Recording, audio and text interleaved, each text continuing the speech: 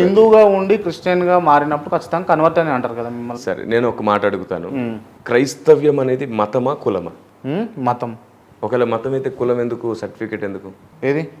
అది Indian constitution ప్రకారం ఉన్నది. అది క్రియేట్ చేయబడింది, కుట్ర చేసి రాజకీయ నాయకుల కుట్రతో కలిగింది. అది రాజకీయ నాయకుల కుట్ర ఖచ్చితంగా. ఎవరిపైన? సమాజం పైన, క్రైస్తవ సమాజం పైన. క్రైస్తవ మతం కాదు, మతం కాదు, కాదు క్రీస్తు మతం కాదు. ఎందుకంటే దేవుడు అనేవానికి మతం లేదు, కులం లేదు, రంగు తారతమ్య భేదం లేదు. నేను దేవుణ్ణే ప్రకటిస్తున్నాను, మతం కానే కాదు.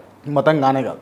మీరు క్రైస్తవ మతస్థులు కానే కాదు, కాదా? క్రీస్తును వెంబడించేది మార్గం అని అంటారు. క్రీస్తును వెంబడించే మార్గం ఇది. క్రైస్తవ మతం, మతం హిందూ మతం అనొద్దు, ముస్లిం మతం అనొద్దు, మతం అనొద్దు, మతం అనొద్దు. మరి ఏమన్నా? ఎందుకంటే ఆ పదం వల్లే వివాదం వస్తుంది కాబట్టి క్రైస్తవ మార్గం, హిందూ మార్గం, ముస్లిం మార్గం అనండి. రైట్. ఎందుకు యేసు నేనే మార్గం అన్నాడు? ఎందుకు ఆయన నేను మార్గం అని చెప్పేటప్పుడు నేను కూడా మార్గం అని కానీ ఎందుకు అనలేదు? నేనే అన్నాడంటే మరొకటి లేదు అని అర్థం.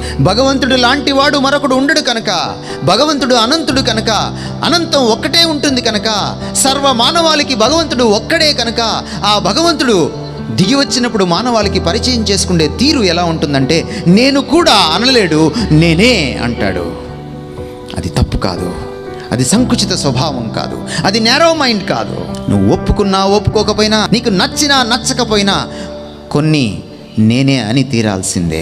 దేవుణ్ణి ఎప్పుడు కూడా నిన్ను కూడా పూజిస్తాను అనకూడదు, నువ్వు కూడా మార్గం అనకూడదు, నువ్వు కూడా సత్యం అనకూడదు. అది అపచారం.